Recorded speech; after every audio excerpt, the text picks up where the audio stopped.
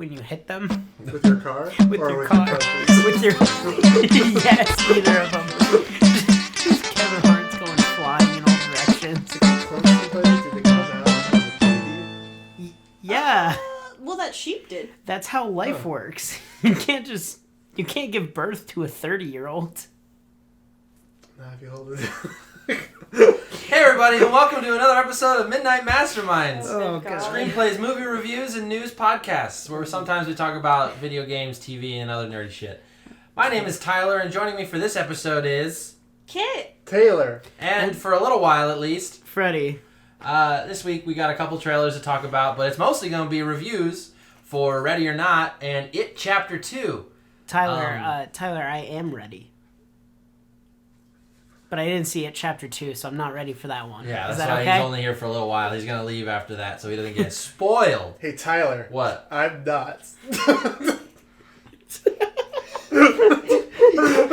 barely got that one out before you started laughing. That one wasn't even crazy either. Okay. Anyway, we got a bunch of trailers dropped since the last episode. The three most notable ones for me, I think, are Bad Boys for Life. Only notable because it's gonna make $1.5 billion. I don't think it looks very good. It looks more Bad Boys 2 than Bad Boys 1, which is at least somewhat good, but I'm not really interested in it. I feel bad about saying it, but Martin Lawrence does not look capable of carrying a action movie alongside Will Smith. Yeah. I've not seen any of the Bad Boys Yeah, me neither. cinematic features. Bad Boys 2 is a pretty solid like blockbuster popcorn muncher, but Is that like a 90s thing that they're rebooting now? it's like early mid 2000s I think was when Bad Boys 2 came out. But we got a Black Christmas trailer. Now, for my horror aficionados in the audience, the original Black Christmas, which came out in the 70s, is widely regarded as the first like stalker slasher movie. They remade it in like 2006, I think, and it had Mary Elizabeth Winstead in it actually. Oh. Not as one of the stars, but like well before her fame, but she was in it. And it was alright. But this one looks like it's going to be pretty good. It looks gritty as hell. Much more diverse cast than either of the other two movies. Yeah, we're going to have a pretty interesting Halloween for horror movies this year. Is that coming out at Halloween or Christmas time? That's actually a great question. That's I think it comes out in November, so like right in the middle. Thanksgiving. Yeah, Thanksgiving movie. Yes, as everyone knows, everyone's favorite Christmas movie. Yeah. Well, any thoughts? Thoughts on that or? Cool. Trailer looked like it could be interesting, but it also could be bad, and that is the Taylor Moore promise. That's the horror. That is like the horror movie way. It could be good or it could be bad. And then, speaking of it could be great, but it also could be terrible, we have a Stephen King sequel. So Dr. Sleep. On topic for this episode. Which I think looks like it could be good. I think it's interesting that they're incorporating... I'm a little torn on them incorporating the Stanley Kubrick Shining into it. Sure. Because on one end, there's no way Stanley Kubrick was like, oh yeah, and then in 35 years... Make it a sequel. Yeah. I guess the thing for me is everything it shows in terms of that is that it's not really much of a sequel. It's just it takes place with the same character grown up. Right. And that, like, this isn't going to be anything like The Shining. It's just, remember The Shining? Okay.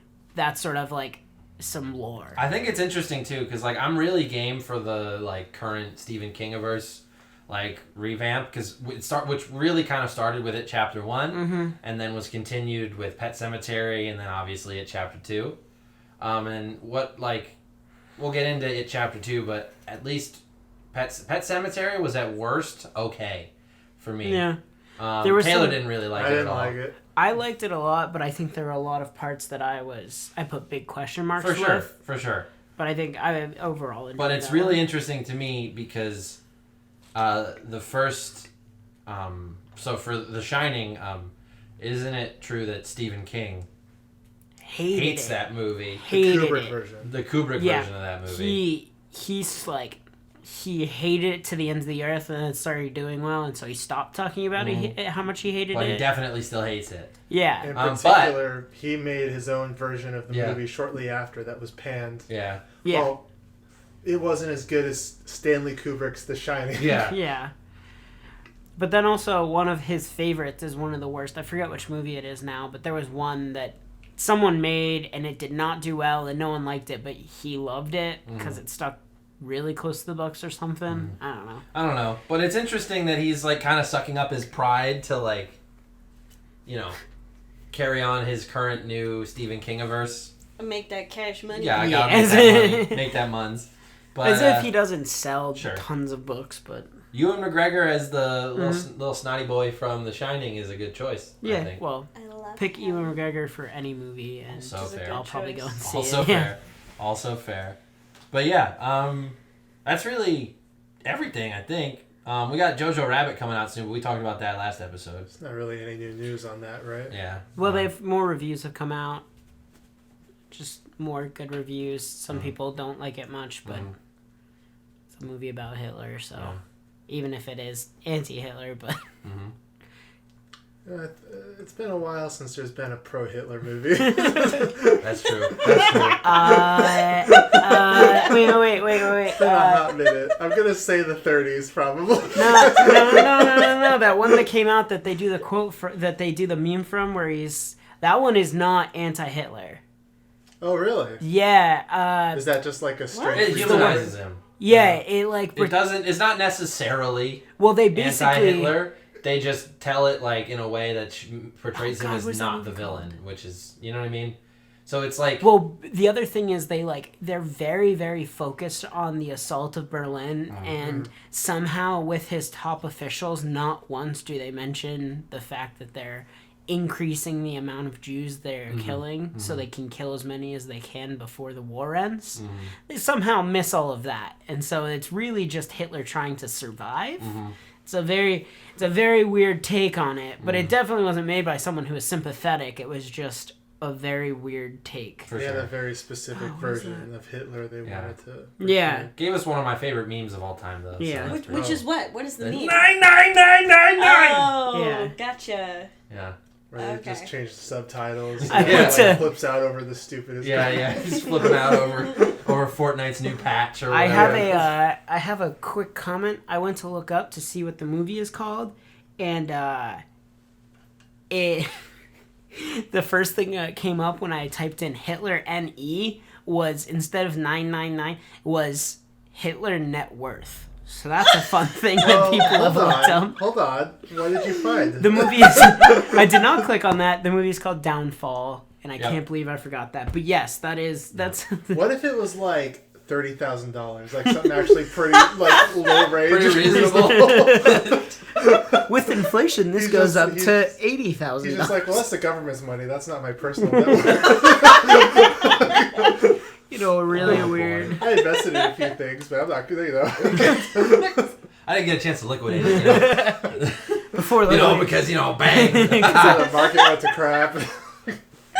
Okay, well, Jojo Rabbit. Yeah, moving right on from that. We got a couple, really low-key trailers. One of them I'm excited for is Honey Boy, which is Shia LaBeouf's, autobiographical feature film. Oh, right, yeah. That one's looks been pretty getting interesting. Incredible reviews. Apparently so, which... That's exciting to me. He plays essentially his own father. Yeah. And then who else is in it? There's someone else in it. Lucas Hedges. I don't know. I don't know him, but yeah. That's pretty great. Yeah, and then there's The Good Liar, which we saw a trailer for, and we both exchanged a glance that was like, what? Which is it's Helen Mirren and Ian McKellen, and it's the one where she's like an old woman trying to find love, and they go on dates. Yeah. And then he turns out to be like crazy ? Yeah. I'm not quite sure. You don't know. The real Mars and the real girl. Something like that. And then there's another one that I'm excited for with Benedict Cumberbatch is The Current War, which is which is about Thomas Edison and Nikola Tesla. Yeah. Fighting over AC versus DC currents. Patents. Mm-hmm. Yeah, which looks fun because rooting for Tesla. Yeah, mostly because of the cast. Because like Tom Holland's in it also, Michael Shannon. It's a good lineup. Are they gonna electrocute an elephant? Hopefully, that'd be great. I'm there. Oh, boy. And there's Lucy in the Sky with Natalie Portman, which also looks beautiful. What's that about? Is that a Beatles thing? It's about an astronaut. Oh. Yeah. Huh. I'm assuming her name is Lucy. Oh, that'd be weird.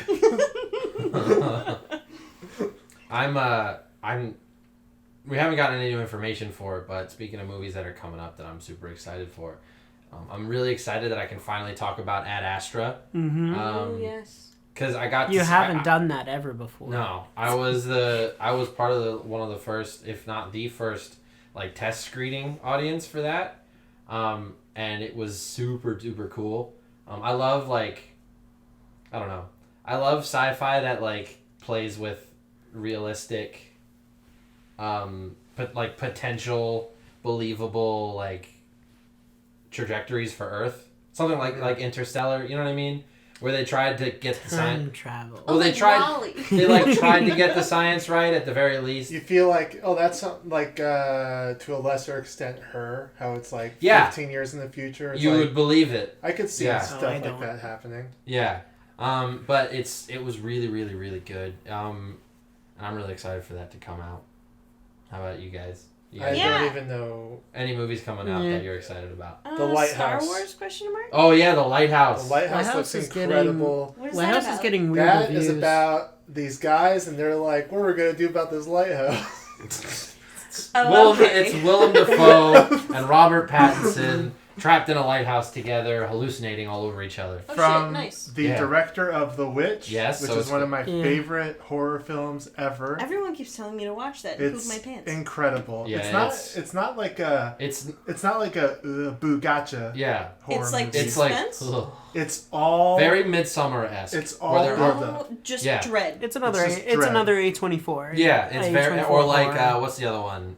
It Comes at Night. Hereditary. Well, Hereditary. They but all It have Comes the at same Night, sort where of there aren't really any jump scares, but you're so like uncomfortable and tense the whole time. I'm just so that's where they inject the horror, and that one. Yeah, I would agree. The Vavitch was real good. I love that movie so much, and I've been waiting so long for his sophomore film. Yeah, I think so. At least mainstream sophomore film. I don't know if he's made anything before, but I mean, I'm sure he has. Second film. Second film. Yeah. Just like your sophomore year is your second year. Ah! And then your junior year is like, you know, your fourth film. You get to drive. Third. Oh, right. But they don't call it your junior film. No, that's just then letting your you know. senior year is, you know, fourth year. Yeah. And then you have like 2 undergrad films. And usually a master's film. You have a year off film, and then you come back to it. You travel the world film, and then you come back. And wait, everyone! What? I'm excited for the Joker. Oh yeah. You're like the only person on the planet. Just so you know. As I watch more and more trailers, it's becoming more and more a worry that this is gonna speak to a bunch of people that are gonna take it a little further than they took the Joker from Dark Knight. Oh, for sure. Project on him. Terrified of that. Also, the movie's gonna be great. But I also think everything so far has shown that it's like they've shown the people who have been like antagonizing him are a bunch of either young black men or black mothers or women, or doesn't really seem like it's any white men, so it's seeming like this is gonna be except a movie. For the main bad played by Robert De Niro. But that's like one bad guy, probably gonna be a rich guy, you know, and I'm getting more and more worried about what it'll say to the group of people and what it'll look like to everyone else. And a person like, it's nice to have a movie that really speaks to me. Yeah. Sure. I'm sick of all these SJW, liberal Hollywood movies. And the trailers have done literally nothing to dispel that. If anything, that's become a lot of bigger reviews worry. have been it's a potentially dangerous film for the wrong group of people. And I think the big thing is it's like we don't need any of those right now. Yeah. But other than that, They could very possibly dispel that during the movie. I'm hoping they do. I'm definitely going to see it with an open mind. But that's what I think. I think the movie itself is going to be phenomenal. But yeah, the like outside of the movie stuff is going to be gross and but that's part of the movie. This raises a question. Do we not make art because we're afraid of the societal response? I mean, do you... Yes. In the current climate, in the place that we live, if that movie could become a threat to people around, that's more or less a form of hate speech, and that is not protected in my mind. It's also the dangerous mentality, because it's a very slippery slope. This might either offend a certain group of people that we don't want to offend, or like we also what's the word I'm looking for? Inspire a group of people we don't want to inspire. But how many manifestos will include it mentioned? Sure, but if those manifestos are written before someone goes and shoots 12 people, should that movie have been made? Yeah, no. That's great. But if you're gonna blame a movie about a fucking comic book character over, I don't know, pick a fucking politician. Yeah, that's a super dangerous. Yeah, deplatforming voices of hate should be at the forefront of everyone's push to help stop the things that keep happening. And it seems to be working for things like pushing Nazis off of Twitter, because now the lovely Milo, piece of shit. Yeah. He's complaining and bitching and moaning right now because he has 20,000 followers and he's running out of money, so he can't keep it up. Sure. That's fine. Yeah. But I think there's a really staunch difference between, making a big budget movie about a comic book character and then like having a YouTube channel. But this isn't comic book character. It's not the comic book character. It's the way the movie is made. Sure. But also then that's like, again, that's a super dangerous route to take, because like on one hand you have like actually intended voices meant to do that won't be targeted just because of the way that this sort of fucking censorship shit works. And then you have something like this where it's a guy who poured his fucking heart to hundreds of people poured their hearts into making something that spoke to them in the right way, and then because a bunch of fucking assholes that we should just if it's that ignore easy, anyway. If it's that easy for them to co-opt it, then you have to start worrying about what you made in the first place. That's what I'm saying. Let's leave this now, because I don't think we're going to agree, and we have reviews to get to. Do you guys think it's crazy that this movie is made by the guy that did the Hangover movies? What? Is that not the biggest turn in someone's career? Todd Phillips. Yep. Yeah. That is insane to me. I also saw a headline that was like, director of the new Joker movie reportedly likes every Joker, including Jared Leto. And I was like... Yeah, that checks out for him. That's upsetting to me. That means that we're never going to get that thing that I wanted, which is this Joker shooting Jared Leto Joker in the back of the head. Ooh, how about a Spider-Verse of Jokers? Oh, God. Well, that would suck, because we can't get one of the best ones. What? We can't get two of the best ones, because didn't the original live-action Joker, the guy from the... They'll fix it in post. Oof. I mean, Star Wars did it. That's true. That's fair. Star Wars. It must be a good idea. Yeah. All right. So first up in this episode's batch of reviews, Ready or Not.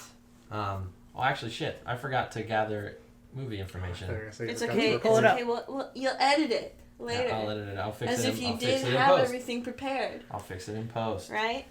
Cut. And we're back. No, not yet.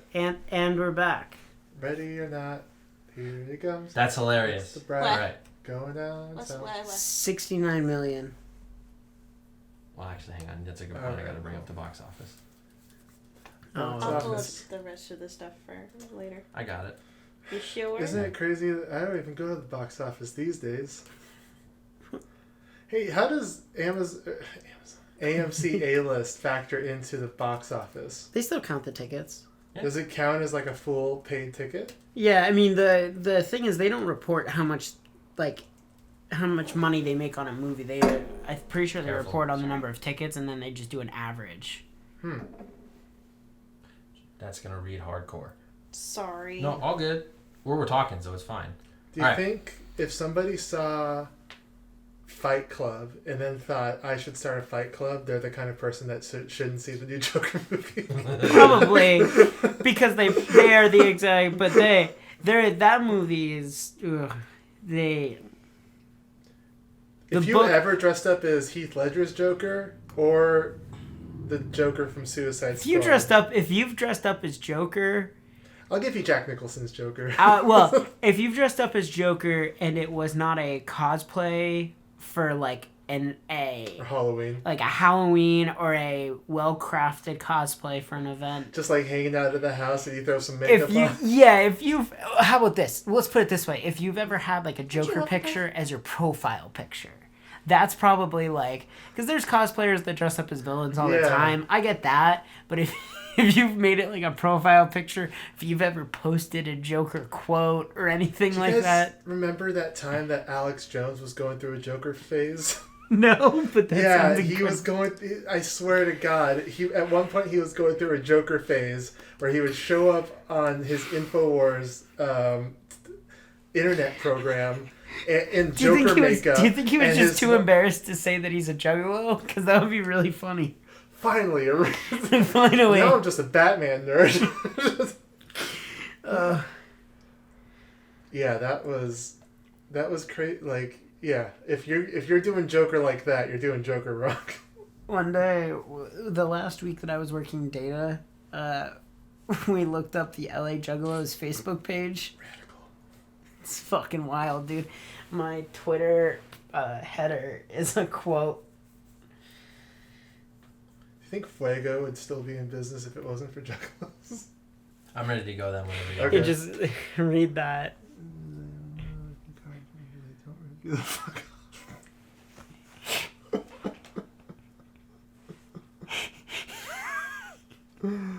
That's fantastic.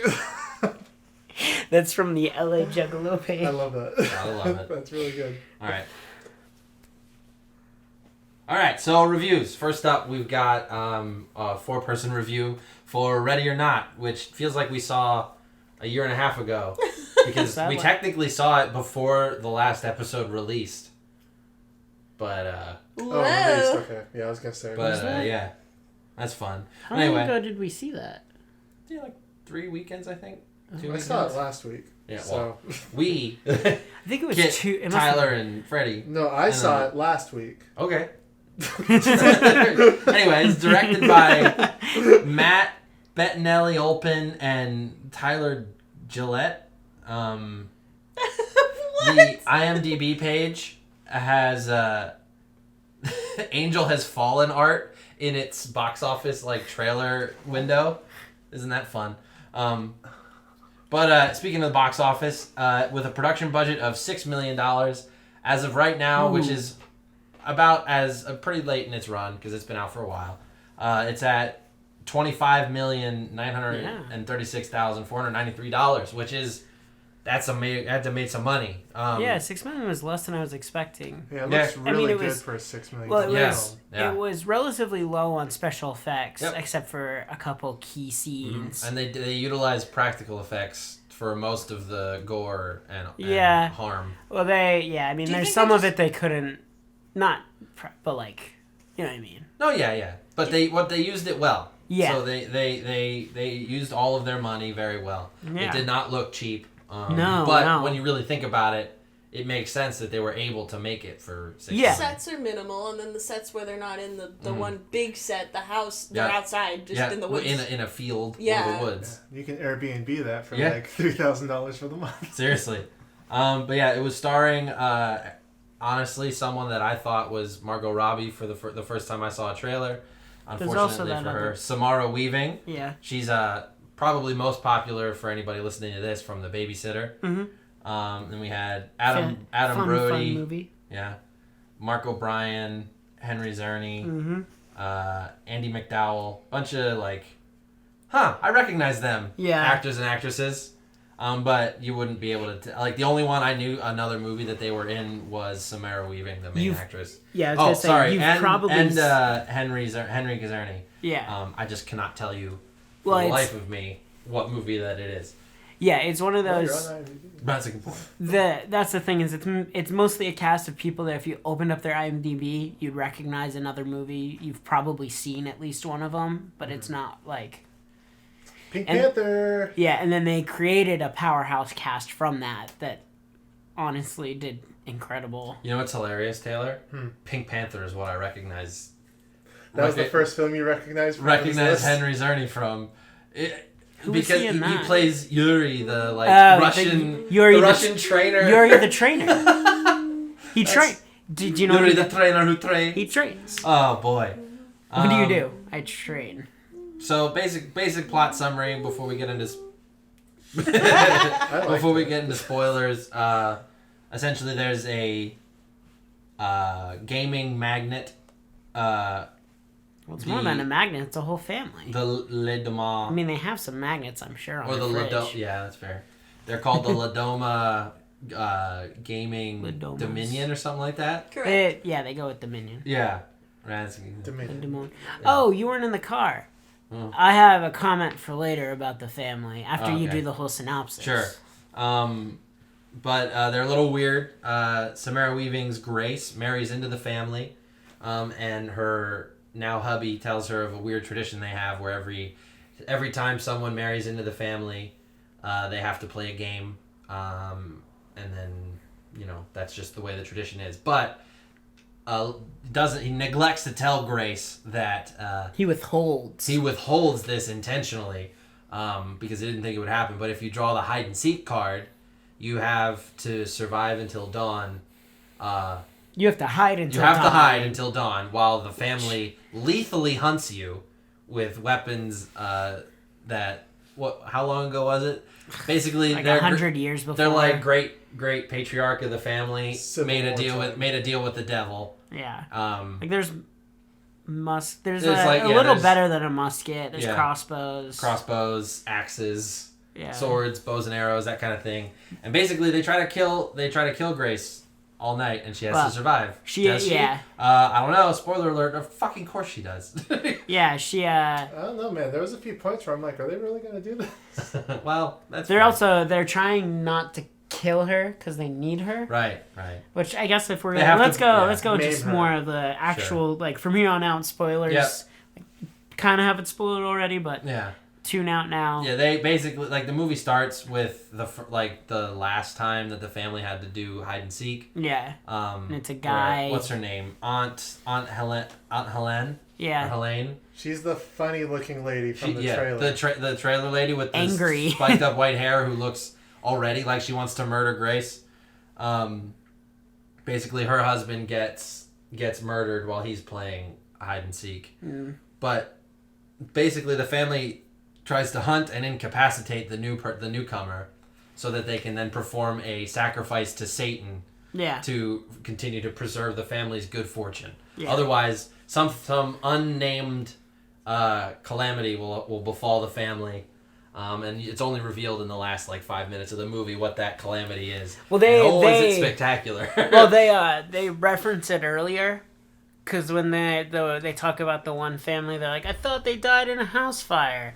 And then they're like, oh, yeah, that's what they wanted you to think. You don't want to know how they actually died. What was left of them just went up in flames. Yeah. We're in spoiler territory, right? Yeah. Honestly, I feel like blowing up randomly is a lot easier than burning to death slowly. For sure. Well, that's one thing I was thinking. It's they were so afraid of that, but it's when you really think about it. Spontaneous combustion must not be those super visceral, explosive deaths in movies aren't that terrifying. They're shocking to see, and you're worried about that idea, but getting cut in half in an instant or exploding or whatever would kill you right away, and then you wouldn't feel any pain. But burning in a house fire, my God, that must suck. That would be hooked. Well, that's the thing though, is that they didn't die in a house fire. They just covered it up with a house fire. Sure.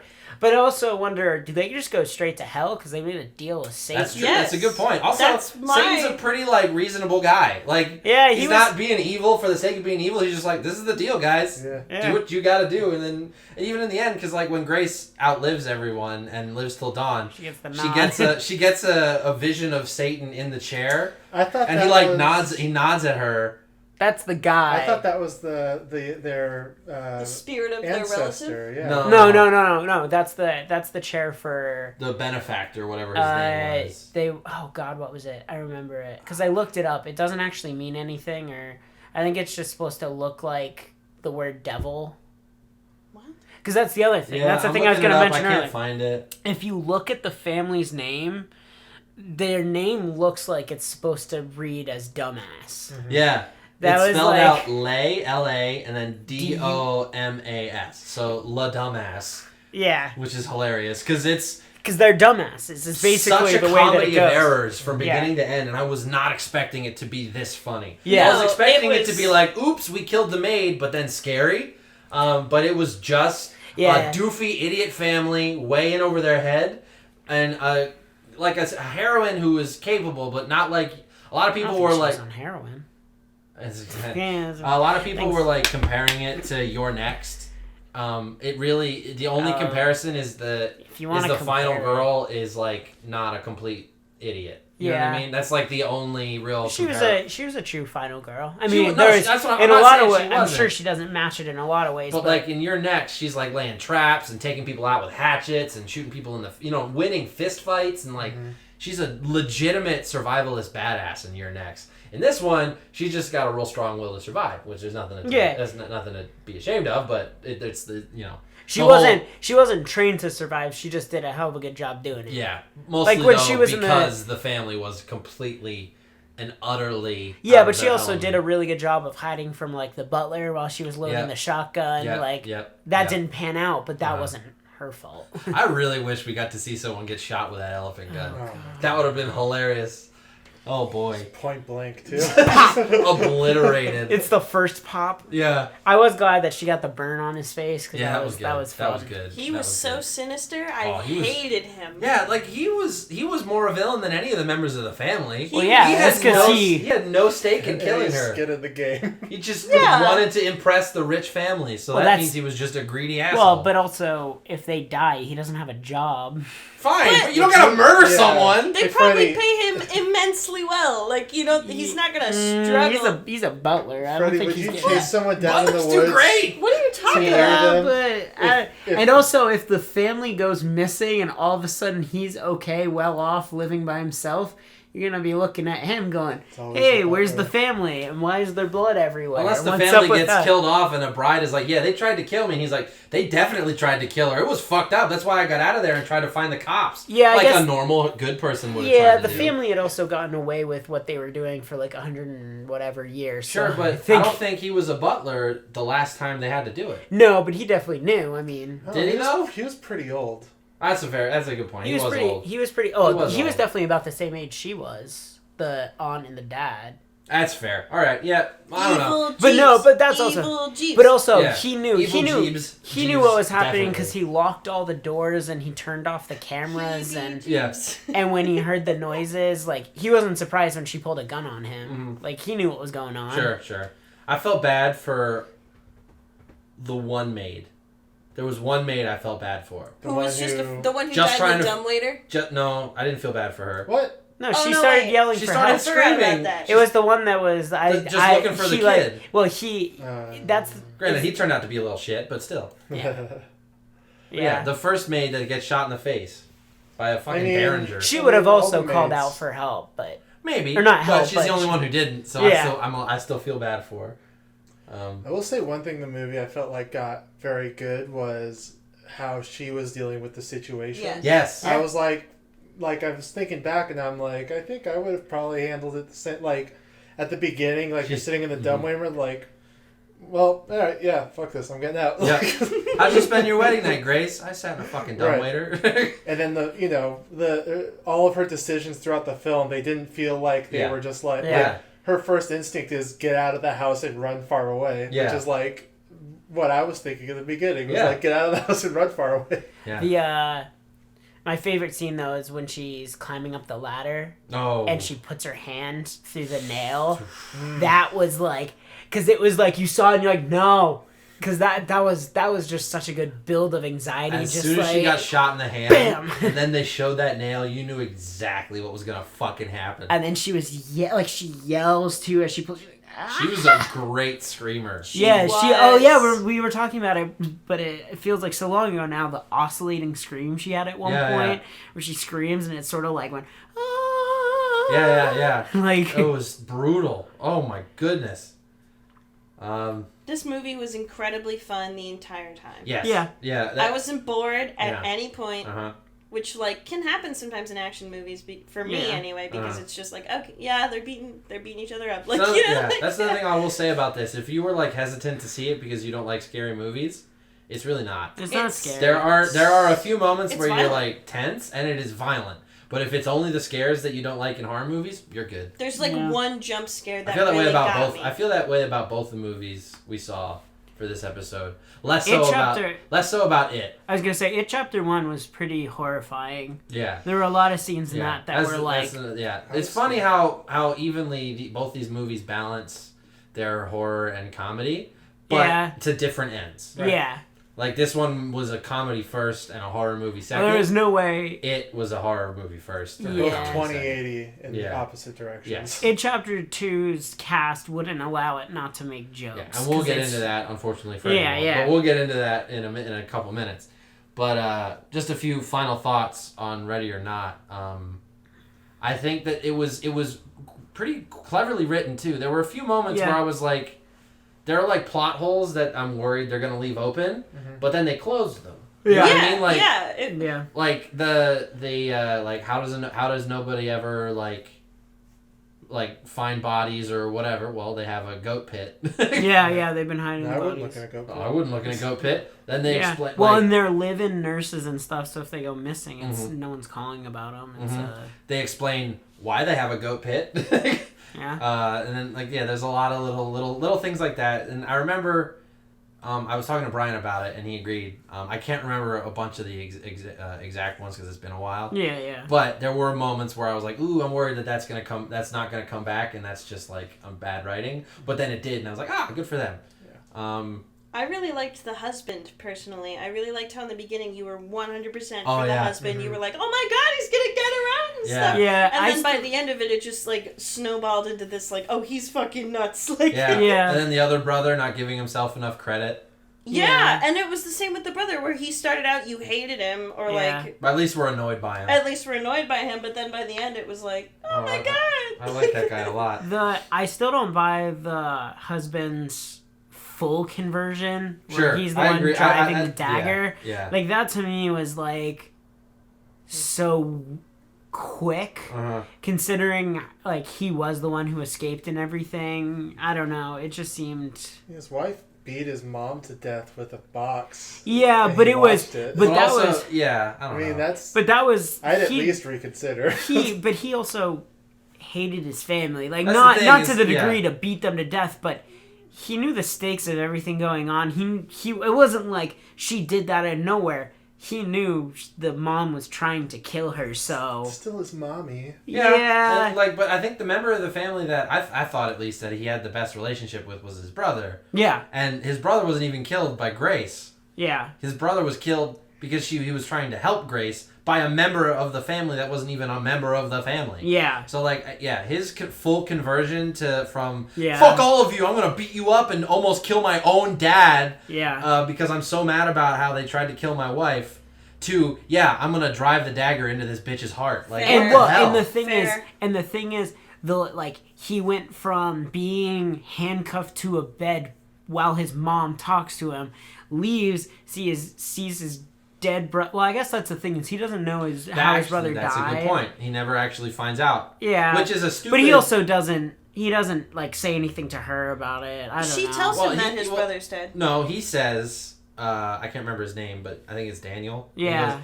Daniel's dead, and then she's like, baby, we gotta get out of here. And wait. So that's like a post-it problem. That's what I call a post-it problem in movies, where there's conflict invented by something that would have been solved if you just wrote down what happened on a post-it note. Yeah. You know what I mean? I also could have sworn that she said something like, he saved me, or something that. I don't think she ever did. Because the way they written that character... I could have sworn as well. I don't think so. I don't recall. It's fine. Whatever. Can we talk about him being handcuffed to that bed, please? Oh my fucking god! Yeah, that was frustrating. I could not get over it. I wanted to scream, and not in like the. It was a fucking wooden bedpost. It was very. I accidentally disintegrated my bed by stepping in the wrong place. Yeah, that motherfucker who looks like he works out all the time. All he needs to do is like I don't know, use a little leverage, and he would break the fuck out of that. But he tried to saw through it with a blunt fucking object. You could see it wobbling, and it's like I'm just like holes on either side of the post. Bro. Yeah, it was probably also... God damn it. Out of the... That bed was probably worth more than all of our furniture in this entire apartment, so I'm sure it was built to a much higher degree. I don't know. I think there was probably... He didn't even try, though. Yeah, I also will say, how many beds do you think he's tried to take apart or anything like that? Sure, so but also, like... his first thought, I can use the handcuffs to saw through the bedpost. My only thing is that he didn't like bloody his wrist or anything. That was the only part about that because I was like, it's feasible he did that, and maybe he's not smart enough to realize he could pull the bed apart. But why is his wrist okay? Yeah, right. It would be like mashed potatoes. It was just whatever. Keep on going. You saw through your hand. There you go. And you're free. Win. You either. And now you have something to throw. And you don't have to walk around with your hands. Well, that's you don't have to walk around with your hands all handcuffed together and shit. That's how a guy once won an island. That's why they had the flag. Have you ever seen the flag? There's a flag with a red hand. It's an Irish flag. It's like for one of the towns, and it's because two brothers were racing across the water, and whoever got there first got the island. So the one brother in back cuts his hand off, and right when he gets close to him, he whips his hand, and he wins because of that. Wow. I'm gonna have to look up. I think bro. But the other brother spit a loogie onto the island and technically won. Could you imagine? Oh, that would suck. Or you cut off your dominant hand, so you can't throw it. The hand goes to the other ship. Yeah, you throw it, but you oops, that's unfortunate. Time to wake up. Yeah.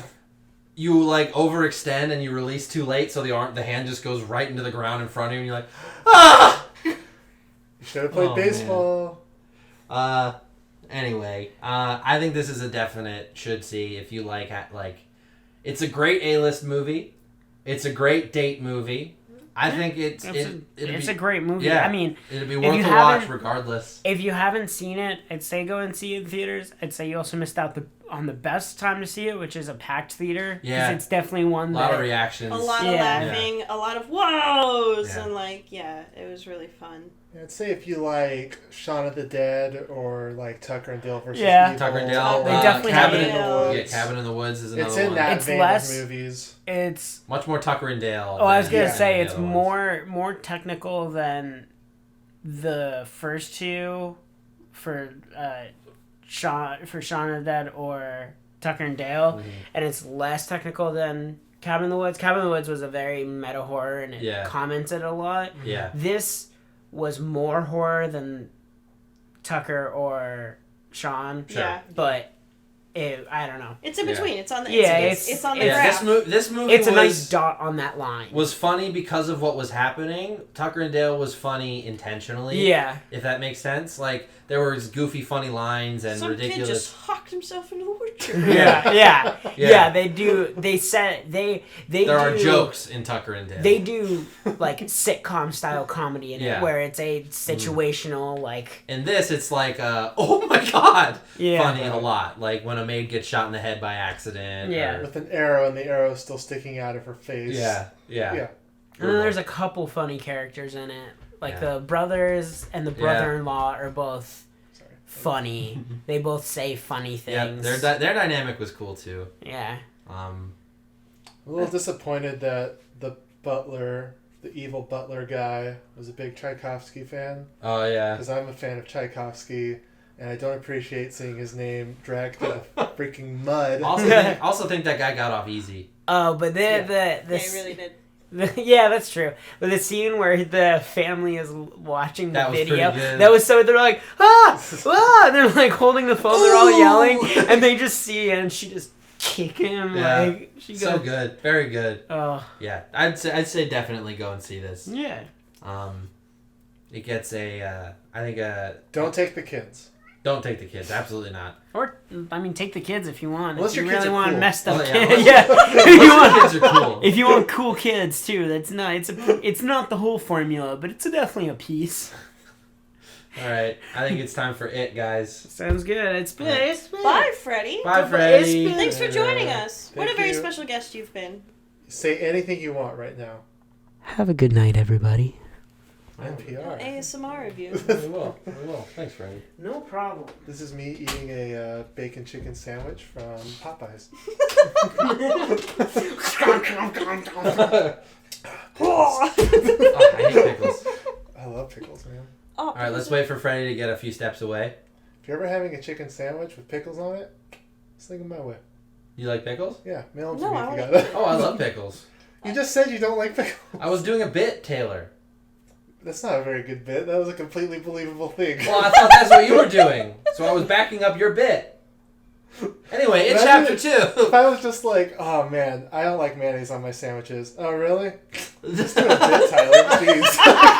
All right, leave it. Calm down. Leave it. So now on to the second highest grossing R-rated movie of all time. What's Or number sorry, one? second biggest opening for an R-rated horror movie of all time. And what's number one? It Chapter 1. Oh. Get out. Yeah.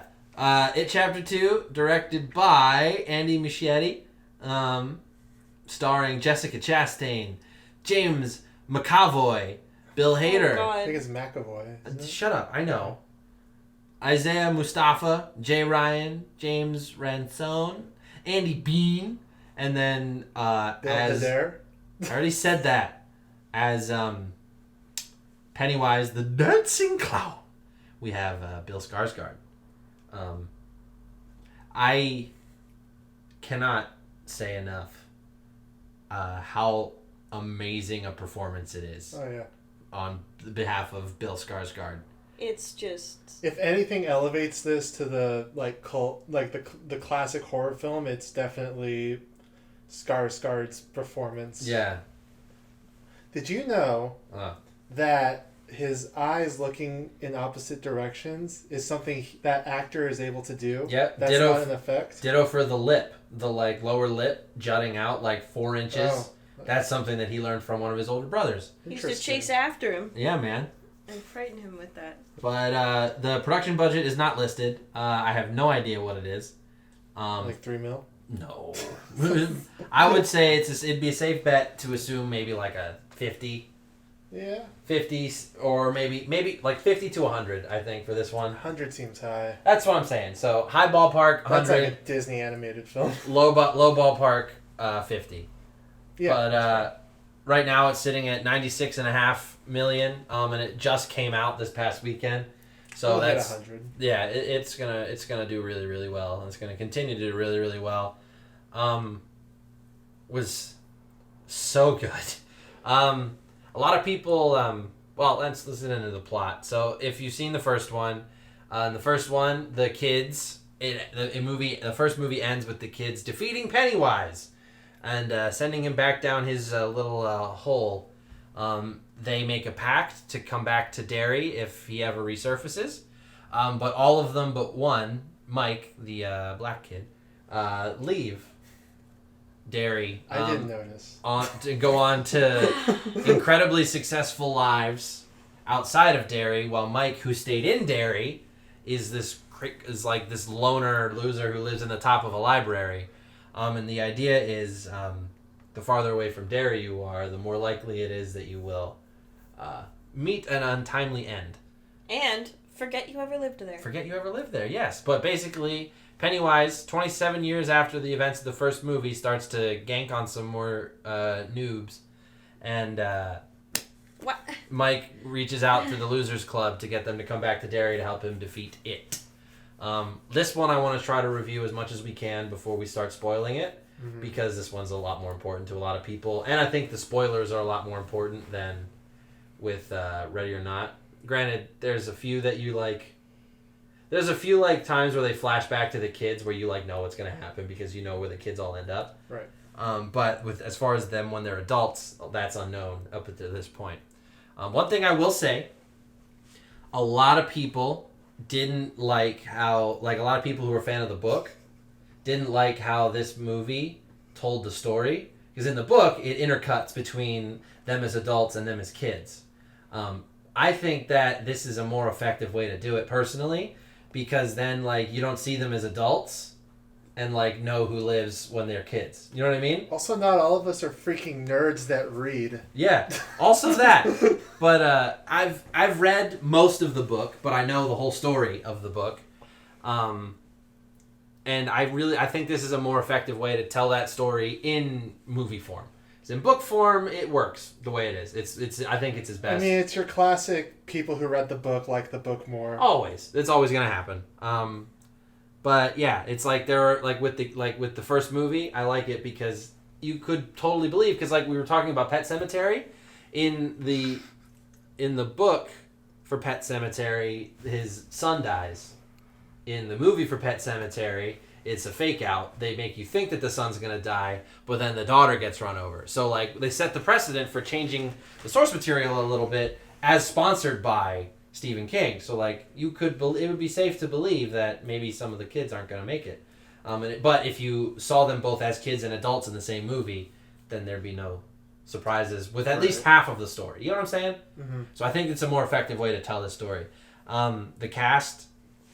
with the exception of Bill Hader and James McAvoy. Actually, sorry. Bill Hader and Jessica Chastain. No. Only Bill Hader. No. See, it sucks, because the three best... three best characters as kids are also the three best characters as adults. Yes. Beverly, Billy, and Richie. Because Finn Wolfhard... Richie in particular is fantastic in both films. Yes, because Finn Wolfhard to Bill Hader, you cannot get better than that, ladies and gentlemen. That is one of the things I was very impressed by, is how much, like, each of the adult actors to the kid actors, I was like, yeah. Especially Eddie.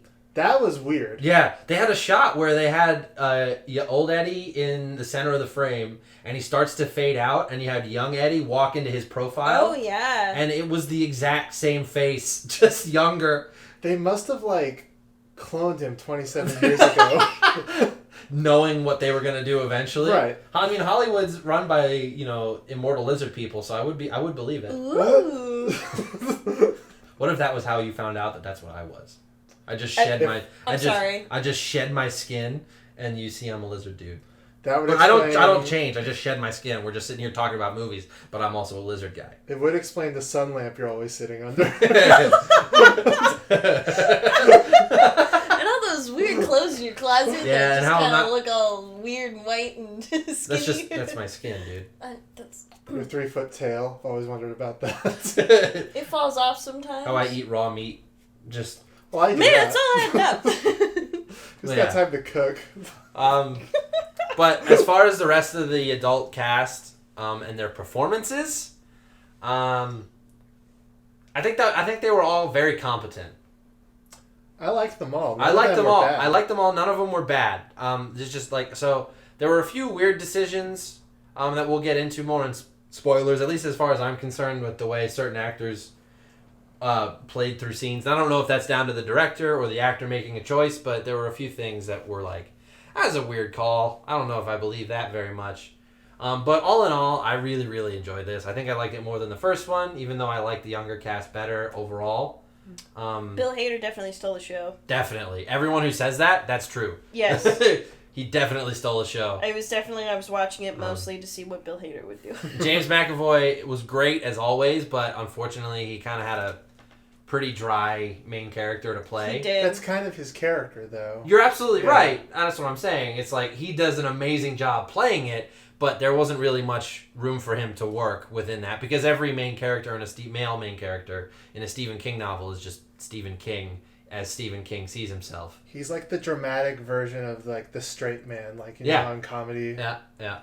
Like, he's kind of just he's a person that the audience is meant to relate to, I guess.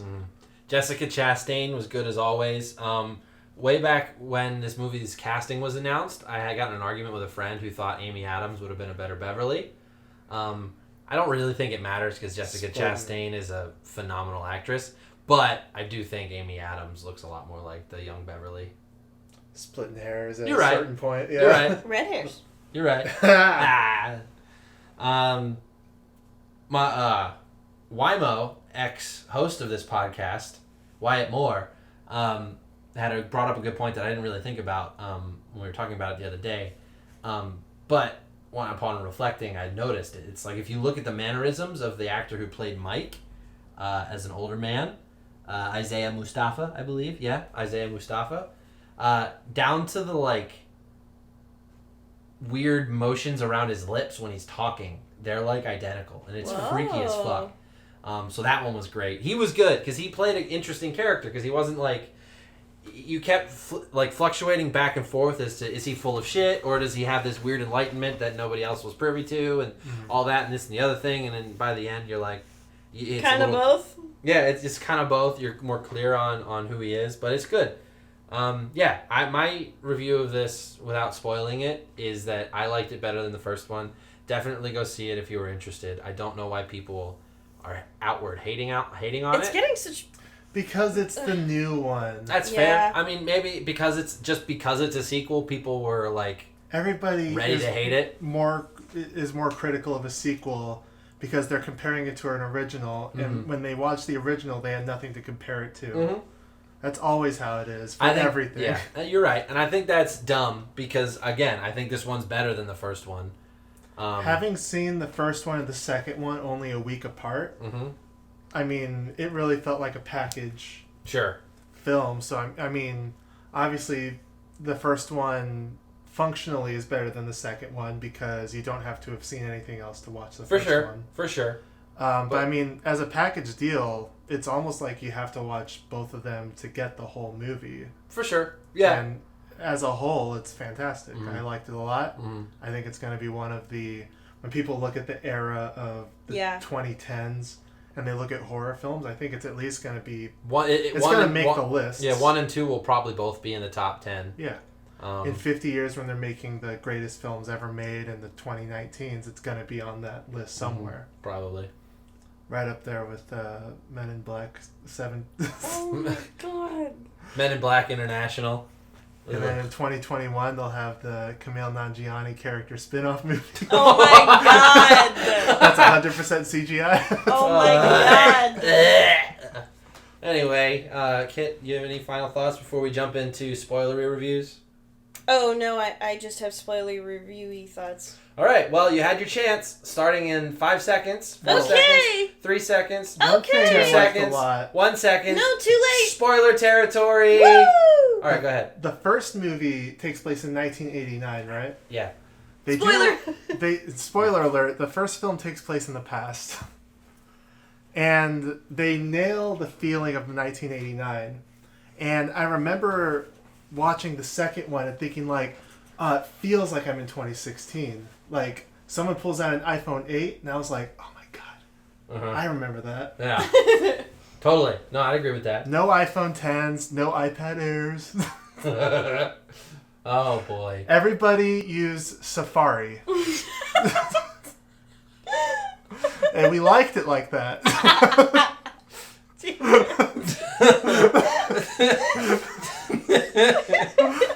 At one point, a character has an Android and it has the old emojis, and I was like, I remember those. I'm done. Thank you. Thank you for being done. So, in spoiler territory, the whole plot, basically, it comes back and is killing people. What? And Mike's all like, yo, Losers Club, you gotta come back to Derry. And nobody knows why, but when he tells them this, they all freak out. Because they can't remember what happened in their youth, but all of them freak out in their own way. Ben has to stop in the middle of a really important, impassioned speech about a building he's working on because he's a super successful and super sexy architect. One guy crashes his car. Yeah, Eddie crashes his car. Bill Hader barfs. Bill Hader legitimately vomits. That was the most realistic looking vomit I have ever seen in a film. Yep. I would just like to say that because he vomits onto the camera. Pretty much. Yeah. Then he goes and he performs stand up. That was I'm assuming the camera operator. Yeah, definitely. But then unfortunately old Stanley Uris is so freaked out by the idea of it coming back that he commits suicide in the bathtub, which is in the book. That's what he does. Okay. He's too afraid to go back to Derry. But it's not. It seems like I was getting to that. Yeah. A caveat to that at the end of the film. Yeah, which made me tear up like a little. It little was baby. a very excellent way to. It was an excellent way to end the film. I think so, very much. That's the sort of thing that like you can grab that and play it out of context. Yes. And it's still like a very nice little speech. Yes. Outside of like the, I took myself off the board. Like, yeah. Essentially, what it is Stanley. They reveal throughout the movie that Stanley was was like the wisest member of the Losers Club, because there's a couple times where he gives this really good speech, or he like. He says or does something that's like much wiser and unifies the group in a way that none of the other members really could have. It is revealed in the end that he was genuinely too scared to go back, but he knew this and knew that everyone would need to be completely together to take down it. So he took himself off the board so that when they were together, everybody was fully into it, because he knew he was the only one who was going to be too scared to really participate. He knew he would have been the weak chain in the link. The weak link that would have gotten chain. Everyone killed. So he took himself out of the game, which is like, I'm not huge, just because of my own personal experiences. I don't necessarily love the like glorification of suicide in any way. Right. But self-sacrifice is a little different. You know what I mean? Like, you can look at it more like the soldier who jumped in front of a grenade and less at like... Well, he could have just not gone. No, because then there would have been a member who was still alive. And the I see. You get what I'm saying? Because he was dead, then that was it. The greatest possible group. The group wasn't fragmented. He was there with them. His death also unified them, yes, because they had a lot of conflict, and then and then they all every like, time they talk. Yeah, that's kind of what I. So it's like, I don't love that he legitimately killed himself in a way that is legitimately suicide, but. You know, it was done for a good reason, and you're right. The speech in the end was very touching, and it was over a very, very beautiful scene. And it's a very specific reason for suicide that nobody else is ever going to. Sure, no, you're right. You're absolutely right. Yeah, no one's gonna watch that movie and be like, I feel that way too. When all my friends are going home to fight a clown. Yeah.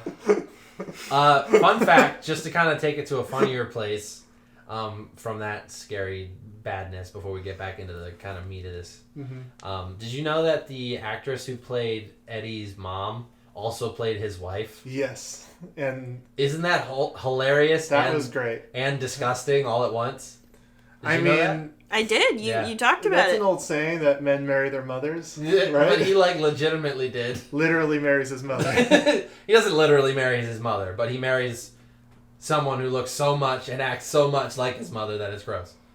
But yeah, they all make their way back to Derry, and some are more receptive and like experiencing more than others. Like, you find out, and everyone's life like is more successful, but basically continued in the same way that their life in Derry was. Like, Richie's the funny one, but he's not really that.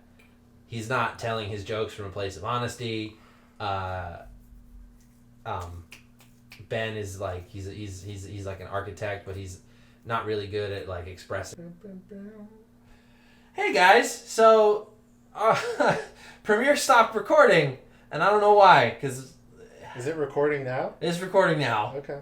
But yeah, we're not entirely sure where it left off. Well, we are, but we're not entirely like. Our mental bookmark is scattered. Off. Yeah. There's about 10 minutes of recording that. Well, which is a lot of talking. There's about not 10 minutes of recording. That's a good point. There's about 10 minutes of us talking about this movie that you're never going to get to hear, because it's just in the ether. And it was the best 10 minutes we've ever had. Yeah. It was on fire. Yeah. No, we're going to do our best to continue from here as I don't know, enthusiastically as we can, and cover everything that we covered already, but, you know. So here's what I remember that we talked about. We talked about a sane asylum guy whose name is escaping me. Henry Bowers. Henry Bowers returned. That's the big one. That's most of what we talked about, I feel like. We talked about Eddie's reaction to being stabbed in the face by Mr. Bowers. Yes. Mr. Bowers. All right, so let's just pick up the conversation about Henry Bowers. So basically, he was like my biggest issue with the whole movie. Because like, and it's not like in the books they did it this way. It's just in this, they could have made the decision to just not include him, basically. Because he never really adds any conflict that couldn't have been there with like it hallucination. You know what I mean? Correct. Like, what makes him interesting in the book, and even in the 1990 telemovie, is that he's a genuine threat. Like, and it's a bonus element. And it's a bonus thing. Like, okay, it has this physical human being going around capable of murdering people. Yeah. Not only am I trying to deal with this clown, now I got this psycho on my back. Except this psycho in the second film here wasn't. He was much scarier in the first It. He like fills in the cracks where It can't. And then in It Chapter 2, he shows up, stabs Eddie in the face, but like Eddie doesn't even seem that bothered by it. Which is so out of character. Which is one of earlier in the episode I was talking about how there were like character moments that I was like, that was a weird choice. I mean, could you call it shock or like an adrenaline, like some sort of like? Why didn't he get that during any other part? Because he sucks. Fair. But like he comes out of the bathroom and he delivers probably the best line in the whole movie as he's walking by, and I'll fully grant that, even if it was out of place. Mm-hmm. As he's walking by Bowers, who he just stabbed in the chest, he's like, "Hey Bowers, why don't you cut that mullet? It's been 30 fucking years." I'm like, that's pretty great. But also, that is not Eddie. That is not the Eddie that we were given in the entire movie. No, he's a germophobic, hypochondriac. I think Richie would have been a better choice for absolutely, because he was so like any other character. He was any other character, but Richie was so just like, oh well, there's the fucking head bug thing, ooh, blah, blah. You know what I mean? And he was so like sarcastic and trying to find jokes in every situation they were in, even the scary ones. Mm-hmm. The whole movie, that he would have been a much better choice for that one. But then again, it does come back in the end when Richie's like, "You're the guy who pulled a knife out of his own fucking head and stabbed a psychopath with it." Maybe that's why they had to do it. That is why they had to do it.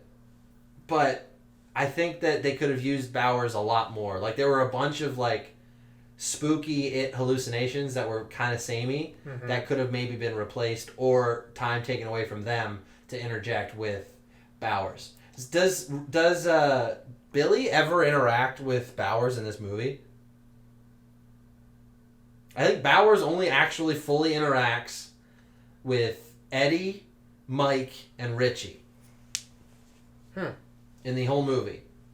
Bev never sees him until he's dead. Right. Ditto for Billy, I think. And Ben only sees him pull the knife out and run and get into a car. The only three people that actually physically deal with him are Eddie, who gets stabbed in the head, Richie, Mike, who has to fight him off in a library for, 22 seconds, and then Richie, who ends up ultimately killing him. I wouldn't be surprised if in the director's cut this issue was fixed. Probably, because it was fixed in the first one. Mm-hmm. In the director's cut for It Chapter 1, there's a scene that shows Henry Bowers had killed his two surviving compatriots. Because earlier on in It Chapter 1, his homemade flamethrower wielding friend gets eaten by It zombies and It. Mm-hmm. But then it's revealed later on that he killed Belch and the other one himself. He slit their throats. In an extended scene, like in a director's cut scene. Interesting. That was good. I would not be surprised if in the director's cut he had a lot more to do, because he just felt so accidentally in this movie. Yeah. Because there was a point where when you see the car revving, there's he breaks out of the asylum, which is creepy, because he kills two dudes at least to get out. Right. And you're like, wow, fuck, that's crazy. And we meet his zombified friend. Who's still a kid. And can drive a car. And apparently can drive a car Blues Brothers style. It has a cool car. Yeah. He mean girls him too. He pulls up to the asylum and is like, get in, bitch. We're going murdering. But then after that, he's like not in the movie again for another He's got like 2 more scenes after Yeah, that. there's like 40 minutes where you don't see him again, and then the next time you see him, it's just the car revving, and then 15 minutes after that is when he shows up again, and then that's a not even 5-minute long scene, and then he's gone again until the bit in the library where he's again only in it for like a minute and a half. You know, and there's no build to like build suspense that he'll be in the library either. You know what I mean? Right. Because like Mike is just there alone, and then a book falls off the shelf. Which you're like, oh, it's just it fucking with people again. Then Mike picks up the book, and then he drops the book to reveal Henry Bowers is in the library with a knife, and then he runs at Mike, tries to kill him, but then Richie just, ganks him in the back of the head with a hatchet. He uses an ancient Native American artifact. Yes. To murder a man, which is the intended purpose of that item. Sure, yeah. But, yeah, I don't think he was not consequential to the plot of this movie in any way. If he wasn't in it, the movie wouldn't have lost a whole lot. No, right. Except for, it would have had a loose end from chapter 1. Yeah. So, like... But it would have been a minor loose end. Yeah, like, that was, like, the only reason he was in this, is because he was in the first one.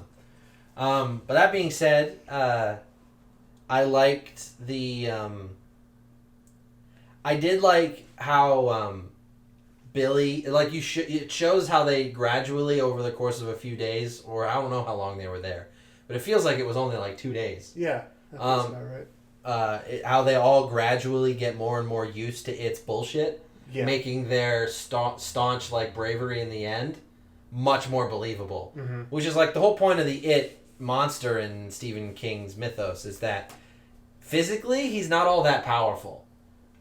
It's all about your perception of him that gives him the power. It's when they think he's this big bad that they need to beat that he is capable of being this big bad that they need to defeat. But the second they start to like illegitimize him and make fun of him and bully him like they're schoolyard bullies and he's the new kid, he loses all of his power. But it was cool how it showed their desensitization to that over the course of the movie, like almost as if it had overplayed himself, Mm-hmm. Like in the beginning, he did the creepy fucking thing with all the fortune cookies, and you had the weird baby-headed bug monster, which was horrific to look at. I want to say the creature creation for this film was awesome. It's unfortunate that they relied so much on CGI for the creatures. I mean, because a lot of it could have been... For the fortune cookie monsters, you kind of have to. Mm-hmm. No, they were fine, but it was like the witch lady as like a... The old woman? Yeah. Her as like a... Gangly, scary version. Scary stories to tell in the dark. Right. The scary version of the old lady, the tall witch, that is like a practical thing. Like imagine like that on stilts. Yeah. That would have been horrifying. So the reason it wasn't that creepy, and it was much creepier in the trailer when you didn't know what she looked like. Mm-hmm. It looked kind of goofy when it came out. Yeah, she looked like a goofy computer character for me. But then that gave way to my favorite It scene in the whole movie. God. When he's the human version of It, applying the makeup to himself and intimidating Beverly. Yeah. That is some of the most intimidating and awe-inspiring horror acting I've ever seen in my entire life. I had goosebumps while Bill Skarsgård was playing that. He's just, you cannot understate how incredible he is in this movie. One thing that seemed inconsistent to me is that there's several scenes where they're able to get rid of it by saying, like, it's not real. Yeah. But then there's other scenes, so it's implied that he's not actually there, it's all in their head. But there's other scenes where it's like, oh no, he will stab you through the chest. Yeah. And that scene, I don't really get the reasoning for it being one way or the other from scene to scene. Sure. Like, why did Richie as a kid not get stabbed by the giant Paul Bunyan? Mm-hmm. Is it because it just likes to fuck with people? Well, that's another thing too. It's like, there's a scene in the first one where it shows him toying with Eddie because the more scared a child is, the more sustenance he gets. Well, the tastier they are. Literally, the better they taste for it when he eats them.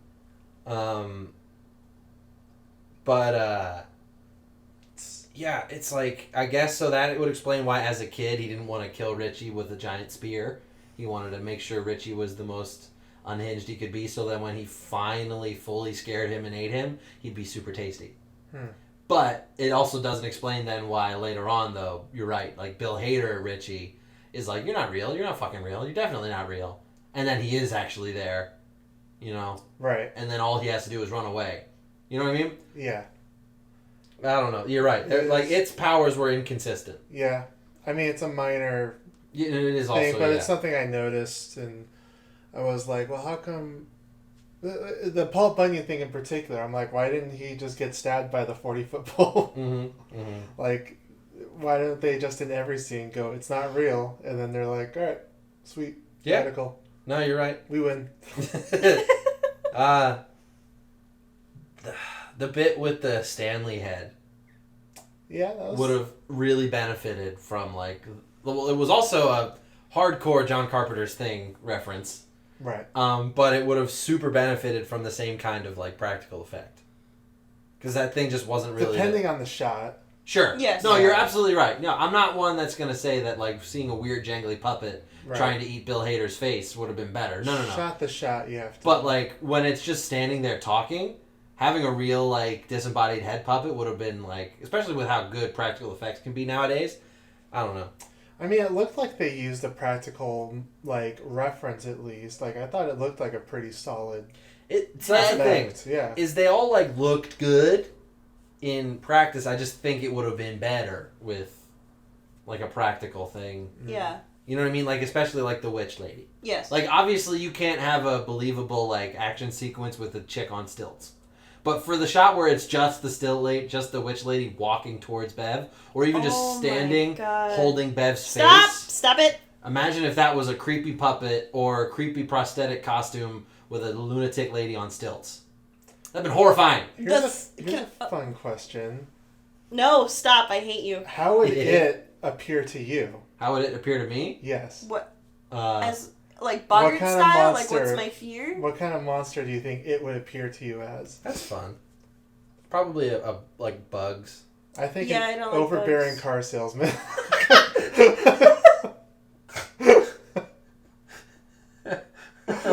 He uses terminology to confuse me into purchasing his car, and then immediately I have car issues with it for like 3 years, but I don't want to sell it. And then after a while, I finally do, and I lose like $5,000 on it.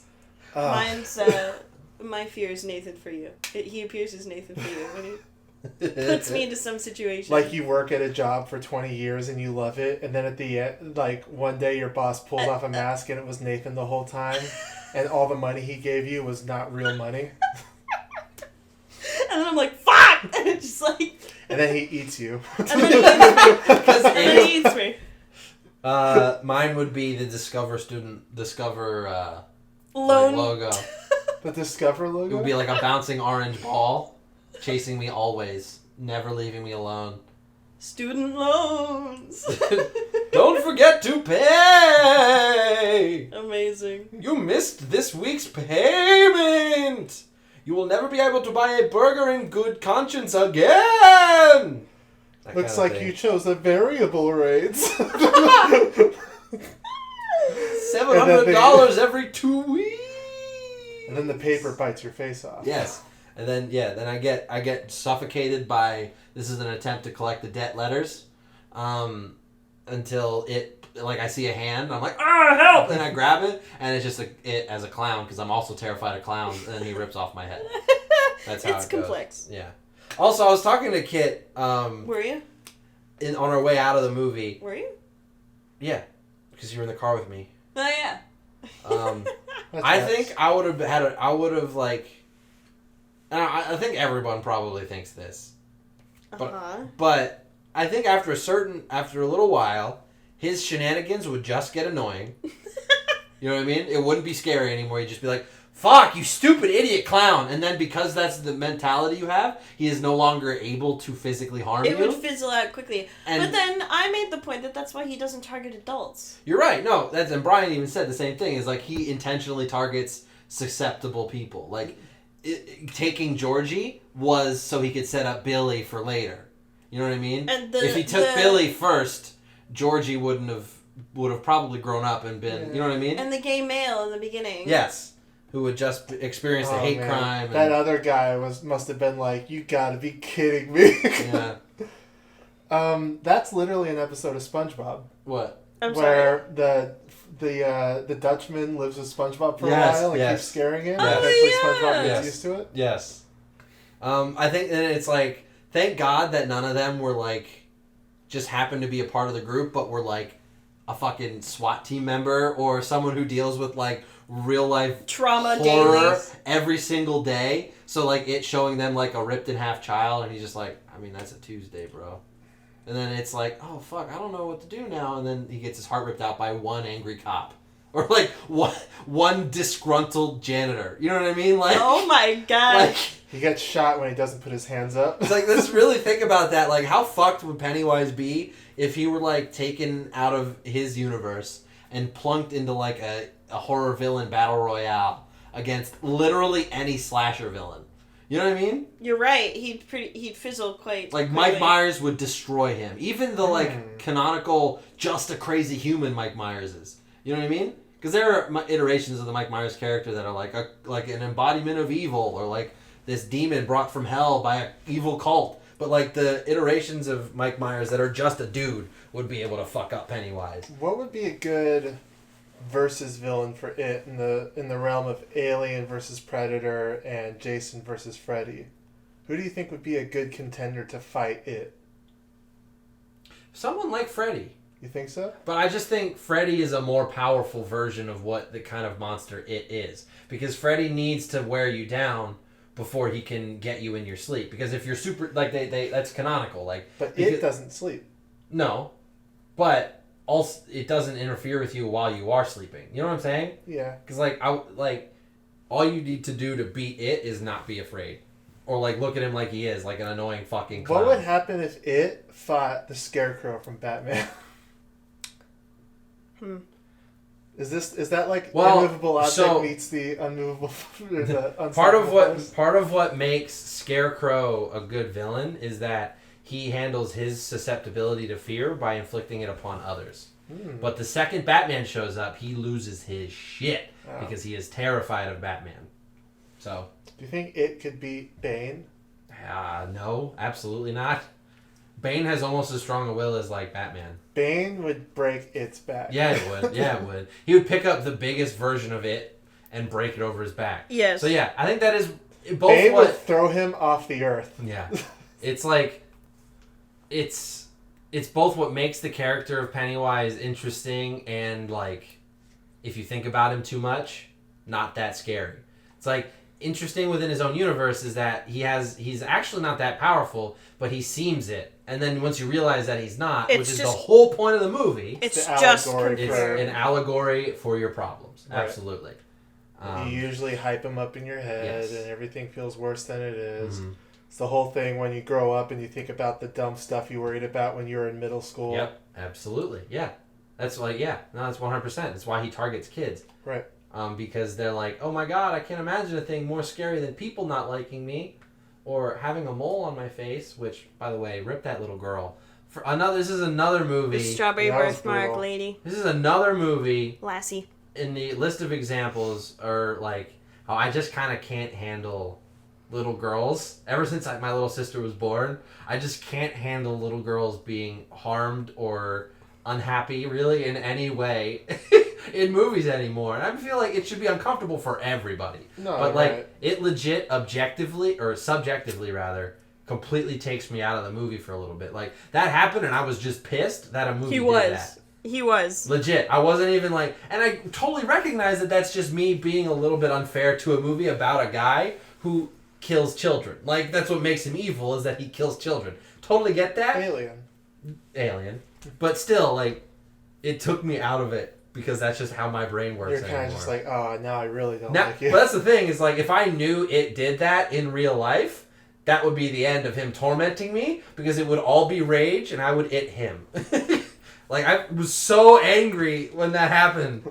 It's just, You ever just get so mad you want to it someone? Yes! Yes, just then. Anyway. I wonder how they handle that situation on set, because I'm assuming... I mean, she must have been like, what, 5 or 6, I'm going to guess? Oh my god, no, she was a little older than that. She was like 8 or 9. Regardless, that's part of what made it effective is because she reminded me of my little sister. How do you think they handled that? I doubt that they, like, showed her the final shot of it, like, just tearing into her. I'm always curious about how they handle children 10 acting. years, she's going to, like... You know what? Now I'm old enough I can watch the movie, and she's going to be like, holy shit, they did that. Well, I think she'll put 2 and 2 together before that. Yeah, I think that a lot of, like, just to bring it back to another movie we reviewed, that actress in Once Upon a Time in Hollywood, the little girl who plays in his best scene where he's being all intimidating. Right. And he's, like, genuinely, like, trying to scare her, but, like, after the scene's over... They're like, I'm so sorry, did I hurt you? Right. And then it's all better. I think they're professional enough. Like, you wouldn't cast a youth actor who would be susceptible to being traumatized for the rest of their life by playing against a spooky clown. Also, Bill Skarsgård likes to fuck with the kids, but also, like, I think storied. Like, once it was very clear that outside of the scenes he was upsetting them, he would do his best to, like, once he was out of character. Because he didn't want to ruin the realism of them being scared of him. Right. But once he was out of character, he would try to be as, like, I'm so sorry. It's me. So, like, I can't imagine that they would, really mess with her that much. Also, thinking back to the way they shot it, it would have been very easy to not have her actually have to play against the clown. Yeah. Because you could green screen the darkness that he was in. Just get the back of her and head. Get the back of her head, and in reverse shots, and then do Bill Skarsgård's swallowed. coverage without... Like, have someone feeding her the lines so she can do her stuff, but maybe just a stunt guy there, just like, I don't have any friends. Yeah. But that's not really that scary, and then you don't even have to do the stuntman going, rah! You know what I mean?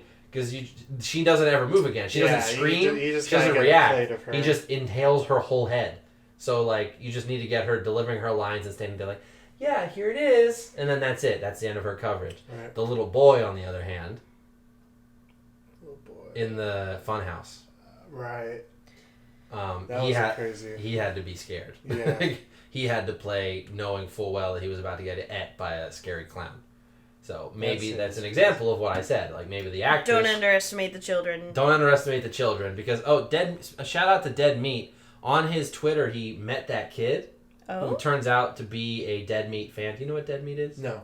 So Dead Meat is probably the best. If not, it's up there. It's one of the best, like, YouTube channels dedicated to horror movies. He does kill counts for horror movies, basically. It's what it sounds like. He does a small review and, like, synopsis of a movie, but focused on counting the kills, shouting out the gore, and a little behind the scenes. He does fun little demographics and tallies. Yes, and he's phenomenal. One of my absolute favorite YouTube channels. Very funny. And by all accounts and the way he carries himself on social media, a genuine dude, like a real good dude. Nice. But he met that young actor, and said that he was like a very, like, in the caption he was like, he's a very well spoken, like, kid. Yeah. So I think they wouldn't cast a little kid who would be anymore. They would have back in the day, but not anymore. They wouldn't cast a kid that they were worried cast who's right for the part. Handle it. Yeah.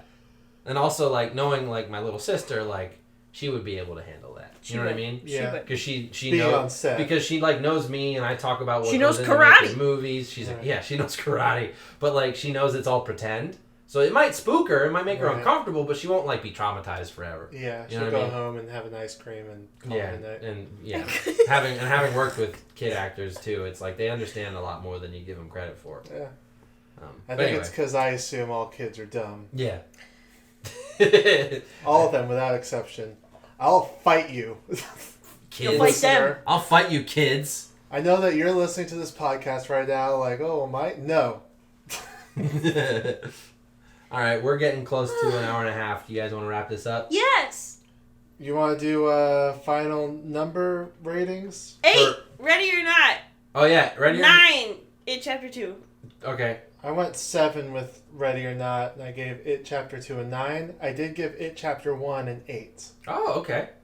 My horror movie scale, because I always like to do it a little bit more focused and in general. My horror movie scale for these two, I say Ready or Not is, like an 8 for Ready or Not, and then, 9, maybe 9.5 for horror, for It Chapter 2.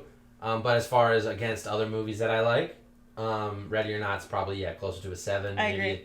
6.75. Just because of some of the, I'm probably not going to ever see it again. Right. And I have nothing against it. I really had a great time, but I'm probably never going to watch it again. I think I'm more rating my experience than I am the movie. And then It Chapter 2, against movies, would still be like an 8.5, 9 for me. Yeah. Because because I love nostalgic movies. Movies that pull at the, don't grow up too fast, stick with your friends, those kind of movies. Right. No matter where they come, and both Chapter 1 and Chapter 2 are very much, they're just as much about friendship and how you can grow up and grow apart, but that doesn't necessarily mean you have to not be friends anymore, as it is about scaring the dick off you, or vagina off you, or boobies off you, what have you, whatever. 8.5, maybe 9 in general for It. So it seems like the general consensus is we liked Ready or Not, and we really loved It Chapter 2. Yeah. So definitely go see that one. Watch them both. Watch them both. But if you only have $15 to spend on a movie for the rest of your life, $17.50 these days. $17.50, and you have to pick between one of these two, go see It. Also, I hope you didn't listen through all of that, have the whole movie spoiled, and then decide to go see it. We told you spoilers. But we did warn you.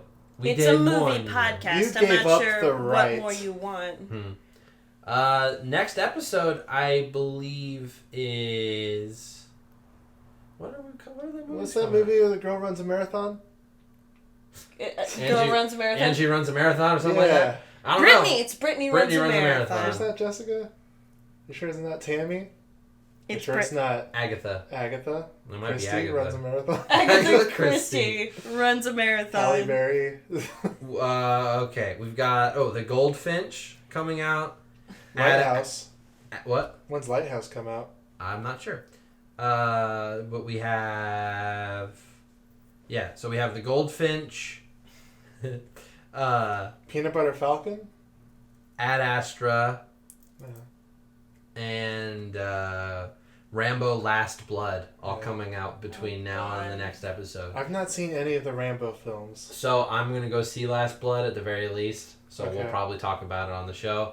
But the two big ones for next time will be The Goldfinch and Ad Astra. Funnily enough, very soon after I saw an advanced screening of Ad Astra, old mastermind Wyatt and creator of The Inventor, which, big announcements for The Inventor coming soon. Look out for those. It will blow your mind if you're a fan of the show.